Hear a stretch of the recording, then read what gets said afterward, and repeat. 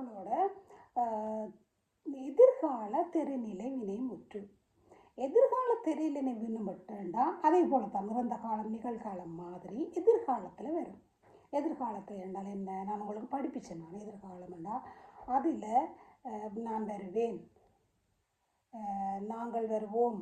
இதிலையும் நமக்கு சில வித்தியாசங்கள் இருக்குது. அது மூன்றுக்கும் இருக்குது. நான் இப்போ இந்த தனியை படிப்பிக்கிறேன். தன்மை முன்னிலை படக்கின்னு மூன்றுக்கும் வரும். அது தனியர் வீதியாக போடுறேன். அப்போ இதில் எதிர்கால தெரிநிலை வினைமுற்று என்றால் நான் வருவேன், அவள் படிப்பாள், அவன் விளையாடுவான்.